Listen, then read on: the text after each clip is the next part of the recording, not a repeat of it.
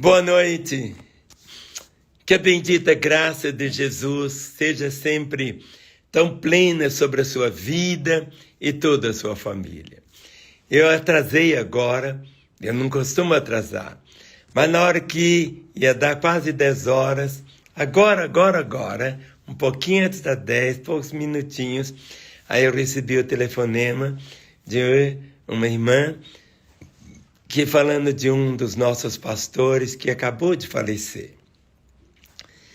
E aquele foi para mim assim, um impacto muito grande, porque hoje às 10 horas da manhã eu estava dirigindo o culto, e ele estava ali no primeiro banco, ele e a esposa, os dois ali ao lado, e tão bonitos, e servindo ao Senhor, durante o louvor, cantando, adorando. A minha filha Ana Paula hoje participou do culto, cantou, ministrou, e ela mesmo foi lá e hoje deu um abraço nele também. E é um moço que a sociedade não compreende muitas coisas, porque ele se transformou assim, ele praticou aquele crime tão terrível da Daniela Pérez e foi preso, cumpriu a pena todinha, mas se converteu. Era uma lagarta e virou borboleta. Mas agora, quando eu estava lá embaixo, para subir, para vir fazer a live, chegou a notícia. Ele dentro de casa agora, caiu e morreu. Morreu agora, agorinha. Ele acabou de morrer. Eu fico olhando assim, como que realmente é a vida, não é? Esse moço, o Guilherme de Pádua, ficou tão conhecido.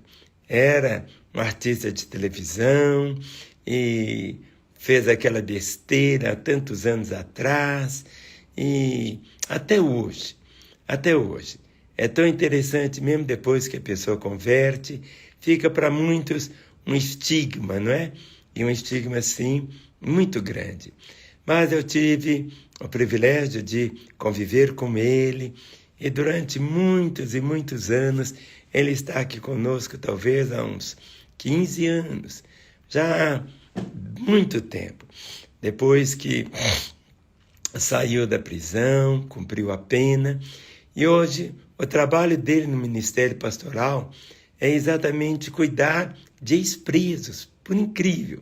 Nós temos aqui 8 casas, onde os ex-presidiários não têm para onde ir. Então, quando um preso sai, cumpre a pena, ninguém quer oferecer um emprego, ninguém oferece absolutamente nada para alguém que já assassinou 5 pessoas, coisas assim, não é? Então, o único refúgio que existe são os braços de Jesus. E os braços de Jesus vêm através da igreja. Jesus, a última pessoa que ele viu, né, foi exatamente o que estava sendo crucificado com ele. E aquele homem estava sendo crucificado pelos crimes que havia cometido. Mas Jesus estava ali e aquele homem, um estava de um lado, continuou zombando, o outro disse, olha Jesus, lembra-te de mim quando entras no teu reino. Aí Jesus disse, hoje mesmo eu estarei contigo. Hoje mesmo. No momento que você morrer, no momento que você fechar os olhos, ele não disse essas palavras, mas ele disse, hoje mesmo tu estarás comigo no paraíso. É verdade que existem pessoas que ficam bem conhecidas, não é assim? Pessoas que, como esse moço, Guilherme de Pádua, ficou conhecido nacionalmente, tem filme agora, séries que falam sobre aquela situação tão terrível, né, que aconteceu. Mas agora ele morreu agora, pouquinhos minutos. Faz poucos minutos, pouco. A mídia nem sabe disso, porque eu estava aqui em casa. E a cunhada dele, na casa dele, estava lá com ele, caiu. Ele caiu e morreu. Assim. Tão interessante. E eu fiquei, porque eu convivo com ele há muitos e muitos anos.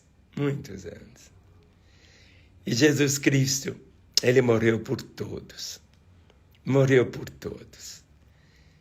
Mas eu lembro que quando esse menino veio para Jesus, com esse passado, esse estigma tão grande, ainda hoje, se ele vai num restaurante, né, ele tem a mesma cara daquela época. Não sei, porque era um moço assim muito bonito, né, e a face, o rosto dele era sempre o mesmo. Então, se ele estava no restaurante, vinha alguém e cuspia nele, coisa assim, né? Porque onde ele chegava, as pessoas... Mas agora, a mensagem do Evangelho é essa. O lugar das pessoas, Deus não faz acepção de pessoas. O que faz acepção de pessoas é uma coisa assim, muito complicada, muito terrível. Mas nós temos que ter esse entendimento. Por isso que nós temos que pregar o Evangelho para todo mundo. Todas as pessoas. E agora, enquanto a pessoa não tem Jesus, ela não pode dar o que ela não tem. Enquanto a pessoa não tem Jesus, ela não tem consciência. É verdade que nós vivemos dentro de um contexto onde as pessoas têm determinados valores. Mas, por exemplo, esse menino que eu falei, que acabou de falecer, poucos minutos. Poucos. Eu acho que nem o pai dele e a mãe que vive aqui, nem sei se já comunicaram com eles. Foi agora. É por isso que eu estou aqui fazendo, tenho meu compromisso também com você. E meu coração está assim, ao mesmo tempo que bate qualquer sentimento, assim, porque era aquele menino assim, muito chegado a mim, muito chegado a mim, muito. Porque as pessoas, imagine Jesus, né? Aquele pessoal todo ali que estava pertinho dele, mas eu vi a transformação tão bonita da vida dele, a caminhada, e ele me ajudava muito, porque eu não tenho essa habilidade de mexer no telefone, e quem cuidava assim no meu telefone até era ele, sabe? Porque eu não sabia mexer e eu deixava muita coisa para ele fazer. Eu não tinha habilidade, ele fazia para mim. E o ministério dele tinha um nome muito bonito, né? Recomeço. Porque aqui em Lagoinha nós somos uma igreja que queremos assim, nós temos um slogan que diz: uma igreja grande para servir, mas muito pequenininha para se importar. Nós nos importamos com cada pessoa. Por exemplo, hoje, o culto, quando termina, eu fico lá na porta, um por um, e para mim é uma alegria, não só dar um abraço, estender as mãos, depois até termina o culto, e aí que pessoa quer tirar retrato comigo, faz uma fila enorme, e até quem cuidava dessa fila para tirar o retrato, uma foto era exatamente o Guilherme. Ele ficava ali olhando as pessoas, no sentido assim, porque era muita gente, né? E eu gosto disso, sabe? Eu gosto de gente. E durante esse tempo. E eu estou aqui vivendo esse impacto agora comigo, sabe? Esse impacto comigo. Foi agora. E a única coisa que eu sei é que na Escritura tem um versículo que diz: bem-aventurado aqueles que agora morem no Senhor e as suas obras o sigam. Bem-aventurado aqueles que agora morem no Senhor e as suas obras o sigam. É verdade que antes da nossa conversão, todos nós, enquanto éramos lagarta, no momento quando nós nos convertemos, nossa vida, nós nascemos de novo. Deixamos de ser lagarta para ser borboleta. É isso que conta. Essa metamorfose. Então, antes da conversão, nós estávamos o quê? Mortos espiritualmente. mortos espiritualmente. Ainda que o nosso corpo, nós estávamos ali, corpo, alma e espírito. Nós estávamos separados. Morte significa separação. Separação. Mas no momento quando a pessoa se entrega a Jesus, no momento da conversão, ela experimenta essa metamorfose, essa mudança. Por isso que aquele homem que procurou Jesus, chamado Nicodemos, ele tinha todo conhecimento religioso, cumpria as leis direitinho, cuidava do sábado, fazia isso, dava esmola, fazia parte do sinédrio, era uma pessoa extremamente religiosa. Ele foi ter com Jesus. E a pergunta é assim, o que eu vou fazer para ser salvo? Jesus disse, você precisa nascer de novo. E Nicodemo ficou, como nascer de novo? Eu, sendo velho, será que eu vou voltar ao ventre materno e nascer de novo? Como que é isso? E Jesus falou, não é bem assim. E Jesus disse que é nascido da carne é carne. O que é nascido da carne é carne. O que é nascido da carne é carne. Mas o que é nascido do Espírito é diferente. Sabe, nós não carregamos no bojo da nossa genealogia, nós carregamos aqui, no natural, carregamos essa herança lá do pecado de Adão que veio sobre nós. Veio sobre mim e sobre você. Mas no momento quando nós nascemos de novo, passamos a ter o quê? A natureza dele na nossa vida. E o exemplo que eu dei foi esse. O exemplo do menino que acabou de morrer, tem pouquinho minuto, não tem nem meia hora, acabou de morrer. O Guilherme de Pádua. Na hora que eu recebi a mensagem, foi quando estava vindo para cá. Mas o que aconteceu? A lembrança que a sociedade tem, isso fica. Sempre vai ficar. Sempre. Sempre. Mas nós temos que entender o outro lado. Porque quando a pessoa virou borboleta, aí acabou. Não significa que se a pessoa converteu, se ela fez coisa errada e foi presa, ela tem que cumprir a pena. Cumprir a pena. E o Guilherme de Pádua converteu quando estava preso. Ele não era convertido antes, quando praticou aquele crime. Não foi isso. Ele converteu depois. Ele virou borboleta depois, quando estava atrás das grades. A Bíblia, ouviu a palavra, creu. E no momento quando creu, virou borboleta. E não deixou de ser borboleta. Eu posso dizer isso porque eu convivia com ele. Há anos e anos e anos, desde a conversão dele. Vivendo com ele aqui, bem próximo. Porque uma das coisas que Deus não faz é acepção de pessoas. Por isso que na Escritura diz assim, onde abundou o pecado, superabundou a graça. Onde abundou o pecado, superabundou a graça. Compreende? Muitas vezes, determinadas situações levam as pessoas a não entender essa verdade. Porque o que leva a pessoa à perdição não é a quantidade de pecados que ele cometeu.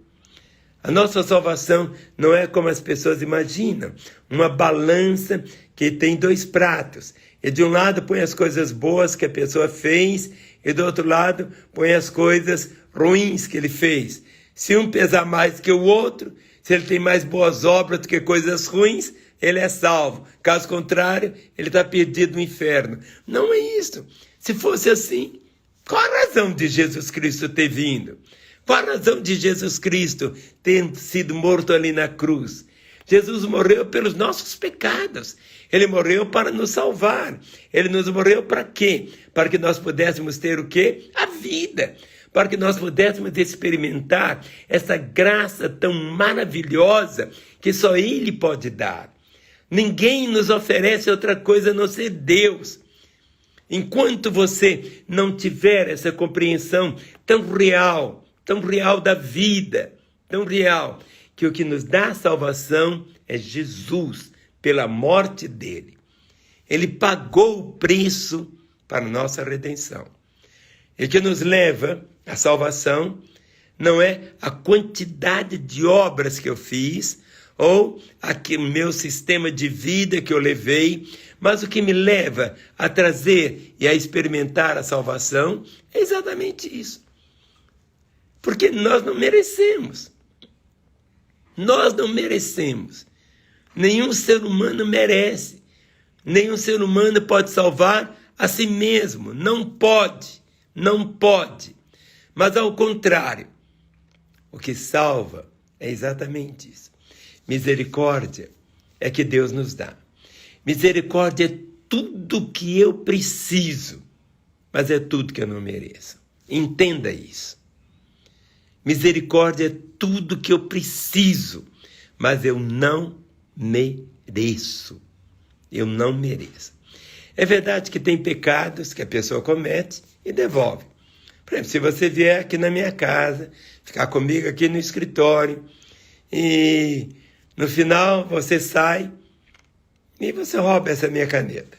Essa caneta foi um irmão tão precioso que eu tive, um colega de ministério que me deu. E sempre que eu olho para essa caneta, eu chamava Fernando Guilhem, um jovem tão precioso, e me deu essa caneta de presente. Mas eu não sei. E ele há pouco tempo, cheio de vida, um moço santo, santo, santo, maravilhoso, a esposa, uma filhinha tão linda. E quando eu via pregando, ele é um dos pastores aqui da Lagoinha, eu falava, gente. E ele me deu essa caneta. Pouco tempo depois, ele adoeceu. E ele tinha um ministério de cura, um ministério de poder. Havia algo tão grande. Através dele, quantas e quantas pessoas foram curadas. Tantas. Imagine assim, mas não era só dorzinha de dente, não. Eram situações em estado terminal, algo tão glorioso. E não é que de uma maneira inexplicável teve uma situação, um câncer, e o Senhor o levou. Como explicar? Não sei. Mas eu sei aquilo que eu sempre ensino para você. Eu e você, nós só temos o quê? Um dia. Só um dia. Nós não vivemos os meses, os anos. É só um dia. E é um dia de cada vez. Um dia de cada vez. Enquanto eu pregava hoje de manhã, eu estava vendo ali o Guilherme, a esposa, sentadinho no primeiro banco. E hoje, agora, ele já está contemplando o Senhor, vendo o Senhor. É isso que conta.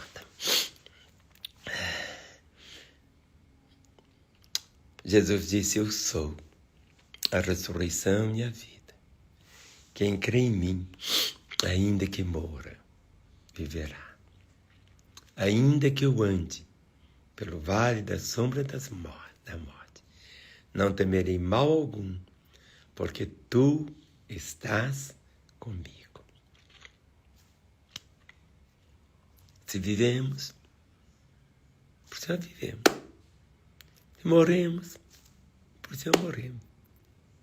Sorte que, quer vivamos, quer morramos, somos do Senhor.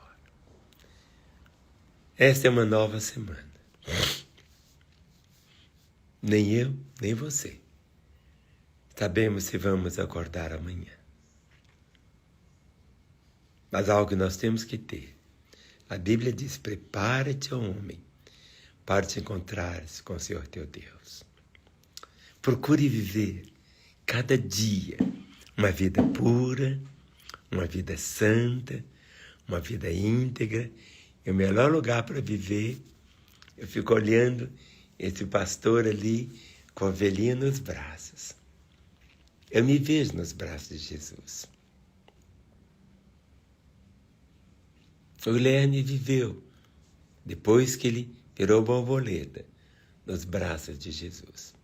As lembranças do passado, nós não temos o botãozinho do delete para apagar. As consequências ficam.